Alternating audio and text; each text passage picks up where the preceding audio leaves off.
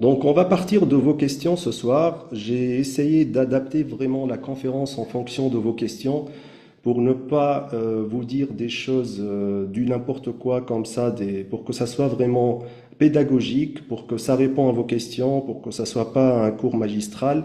Donc, on va partir à chaque fois d'une question et j'ai essayé d'adapter toutes les questions qui se répètent et de répondre à toutes les questions qui se répètent. Donc, on va partir de la première question.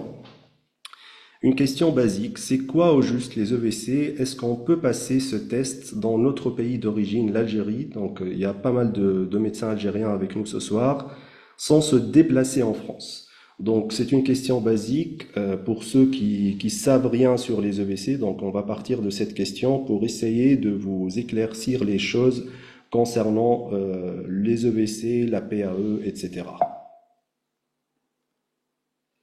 Donc un petit conseil avant de répondre à cette question, prenez vraiment l'information de la source et la source c'est le site web du CNG. Donc cng.santé.fr, il y a pas mal de fausses informations qui circulent toutes les années sur les groupes Facebook, sur les groupes WhatsApp, etc. Donc acceptez le jeu du concours. Il y en a ceux qui essayent de jouer le jeu pour essayer de démotiver les gens, démotiver les médecins avant quelques mois de la préparation et de la date de l'examen.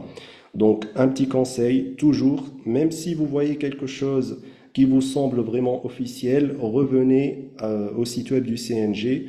C'est très simple et vous allez trouver l'information de la source. Donc vous allez savoir si cette information elle est vraiment vraie ou fausse.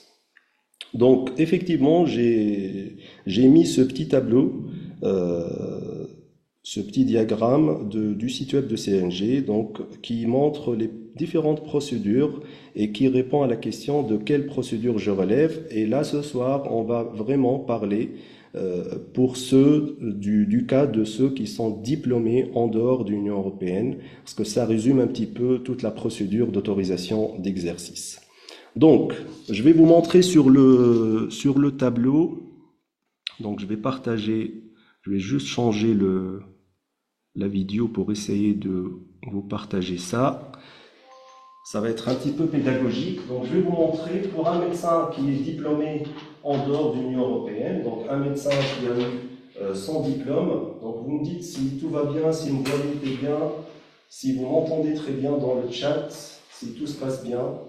Parfait, d'accord. Donc, pour un médecin qui est diplômé,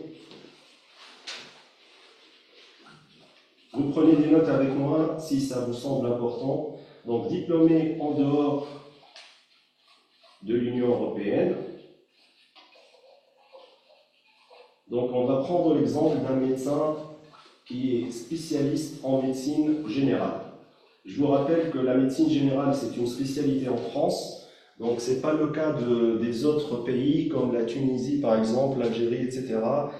La Tunisie, ça devient la spécialité de médecine de famille, par exemple. En Algérie, on est tous, donc en Algérie, ils sont tous médecins généralistes avant d'être spécialistes. En Tunisie, c'était le cas avant, mais là, ça devient la médecine de famille. Mais en France, il y a le concours qui est l'équivalent du concours de résident dans les autres pays. Et vous allez passer ce concours et vous allez choisir soit la médecine générale, soit les autres spécialités. Donc, on va prendre le cas d'un médecin généraliste, donc spécialité médecine générale, qui est diplômé en dehors de l'Union européenne. Donc, il a eu son diplôme en dehors de la France, en dehors de l'Union européenne.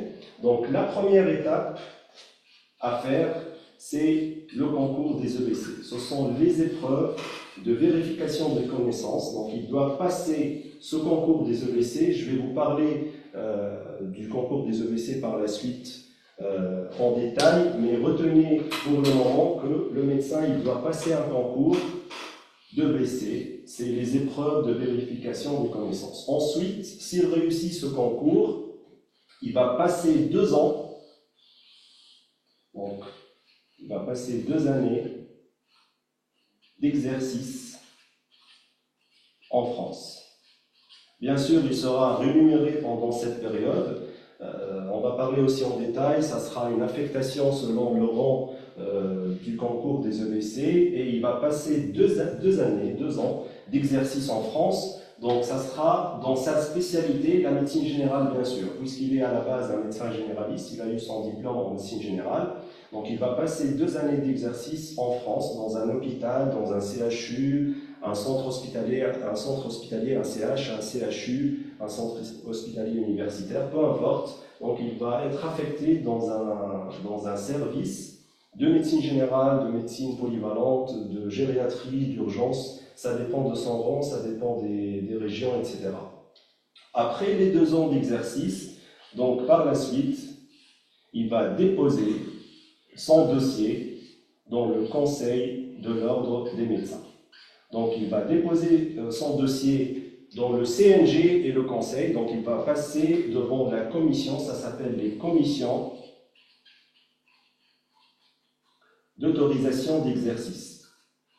Donc ce n'est pas un concours là, c'est vraiment sur dossier, donc il va déposer juste son dossier en ligne, donc il va dire qu'il a réussi les EBC, donc ça c'est bon.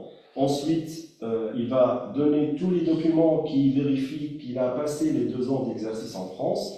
Il va déposer son dossier devant les commissions d'autorisation d'exercice, et une fois validé par les commissions d'autorisation d'exercice, il va avoir son numéro d'ordre des médecins. Donc voilà en gros la procédure d'autorisation d'exercice en France en 2 mots. Donc pour un médecin généraliste, et ça s'applique pour toutes les spécialités, par exemple si on prend la médecine orthopédique, la chirurgie orthopédique, pardon, donc il va passer les EBC de chirurgie orthopédique, le concours des EBC de chirurgie orthopédique. Ensuite, il va passer 2 ans d'exercice dans un service de chirurgie orthopédique en France, et il va passer par la suite, il va déposer donc son dossier pour passer devant les commissions d'autorisation d'exercice de chirurgie orthopédique en France, et il va avoir son numéro d'ordre des médecins en France en tant que chirurgien orthopédiste vérifié en France. Donc c'est applicable pour toutes les spécialités, pardon.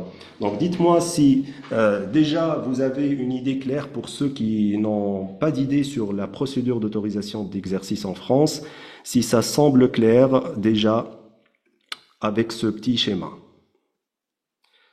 Donc vous me dites yes, oui, dans le chat, si tout se passe bien, si ça vous paraît simple, oui, parfait, oui, très bien.